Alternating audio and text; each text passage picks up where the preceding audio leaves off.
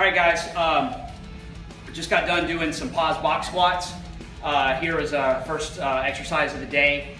Today's our deadlift day, even though we didn't actually deadlift. Did want to do pause box squats and good mornings. I love the pause box squat on a deadlift day as an assistance movement, either after you deadlift.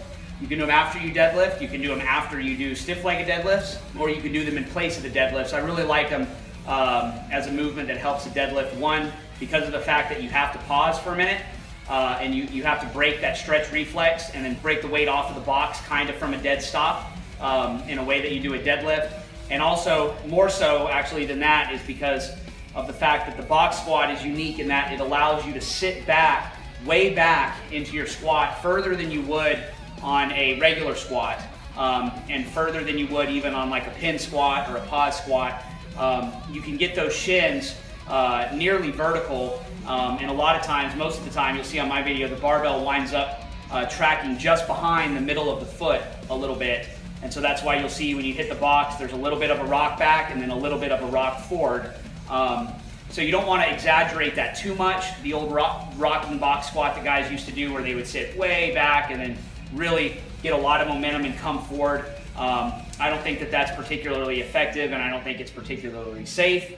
But if you're going to utilize the box squat to its full potential, which is to really overload the hamstrings and the posterior chain, you want to sit further back than you would on a regular squat, or else there's not really a good reason for doing them. So that's kind of the whole point of having the box there, is to allow you to kind of get those shins more vertical and get the weight back a little bit further than you normally would. Because if you tried sitting back this far and you got the weight behind the midfoot on a regular squat, you would fall down. And even on a pin squat, if the weight gets behind the middle of the foot, it's very difficult, if not impossible, to recover out of the bottom when the weight is not aligned over the middle of the foot.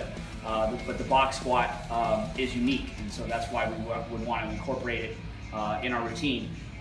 Again, I use it as, in my routine, I typically use it as an assistance movement on a deadlift day. I either do it as the second exercise of the day after I do my heavy deadlifts, or after I do heavy stiff leg deadlifts, or I will use it as my first exercise of the day, like I did today, in place of the deadlift. And then I'll usually follow this up with a deadlift variation like I did today, which was a good morning, or maybe some lighter stiff-legged deadlifts or something like that. Another great way to use it is like if you're doing a full body routine, like a heavy, light, medium type routine. I really like box squats as a medium day exercise. They fit really well into that template. It allows you to train heavy. Usually the poundages are just off of what you would do for a regular back squat, but they're fairly easy to recover from. But they still allow you to move some pretty good weight. The form is not completely different than what you would do on a regular squat, so they're fairly easy to master. And again, they really help to build up those hamstrings, the glutes, and the low back by allowing you to sit back. So definitely an exercise worth including. You want to be careful if you're a raw lifter about doing too many box squats in place of your regular squats, because you will lose the feeling of what it feels like to hit the bottom of a raw squat, a free squat, if you will. You'll lose the feeling of what it feels like to hit the bottom and then generate a good rebound out of the bottom of a regular squat. You'll start to get a little bit dependent on the box. But as long as it's no more than probably a 1-to-1 ratio of squatting to box squatting, you should be fine. And like I said, it's valuable exercise, so give it a try. All right, thanks.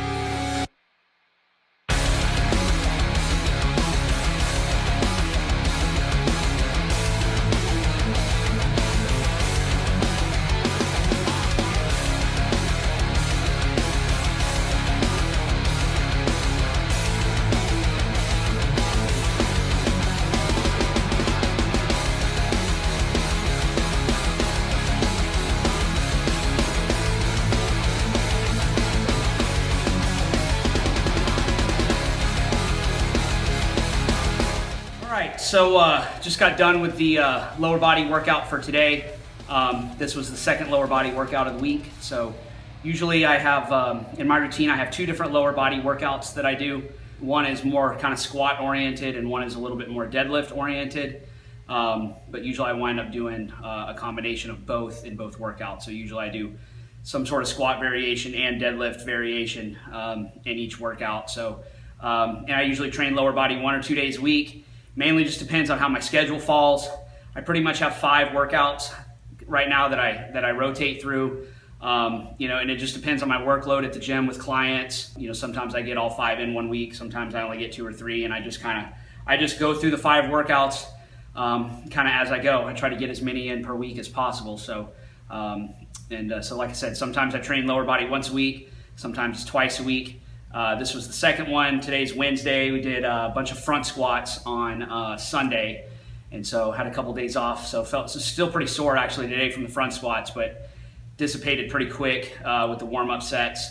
Today was actually kind of the deadlift focused workout day, although I didn't deadlift today. One of my training days is a just like a kind of a back day, just kind of a bodybuilding style upper back day. And sometimes on that day, I will do rack pulls. And this past workout, when I trained back, I did a ton of rack pulls. I actually wound up doing a set of 10, a set of 12, and a set of 20 on the rack pull. So I actually decided to not deadlift today, but instead what I'll do is I'll arrange a series of lower body exercises that kind of help the deadlift. Today we did paused box squats and paused good mornings. So it's a deadlift workout, although we didn't actually deadlift. Paused box squats.